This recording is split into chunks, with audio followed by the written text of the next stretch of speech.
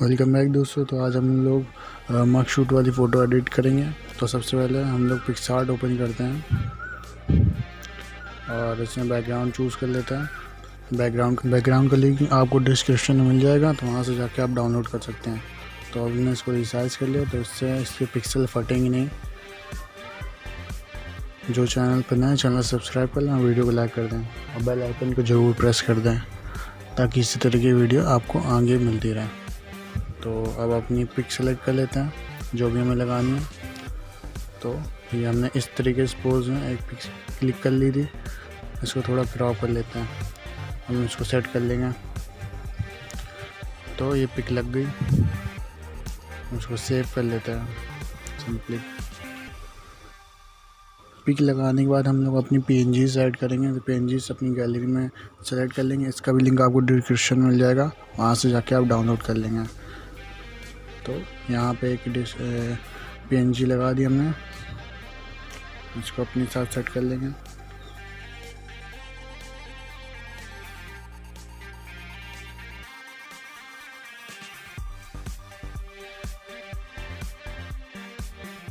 तो सारे PNGs वगैरह हम ऐड कर लेते हैं जल्दी से।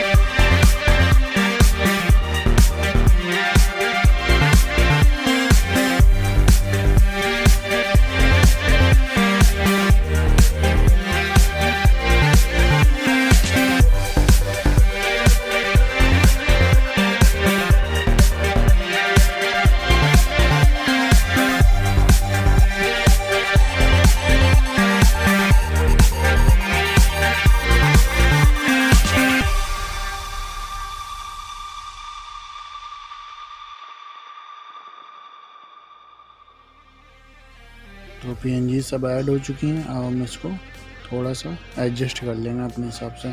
तो एडजस्ट के लिए हमें टूल पे जाना है, उसमें एडजस्ट टूल सेलेक्ट करना है। तो हम इसकी ब्राइटनेस थोड़ी सी घटाते हैं, बढ़ाने पे ठीक ही है, नॉर्मल रखते हैं इसकी ब्राइटनेस। कंट्रास्ट थोड़ा इसका बढ़ाते हैं, क्लियरिटी थोड़ी इसकी इंक्रीज़ कर देते हैं ताकि सारे सब कुछ क्लियर दिखे। तो क्लियरिटी इंक्रीज़ कर देते हैं। अब हम इरेज टूल पे जाके जहाँ जहाँ क्लियरिटी हमें नहीं चाहिए वहाँ से क्लियरिटी हटा लेते हैं। तो सिंपली हटा लेंगे इस तरीके से।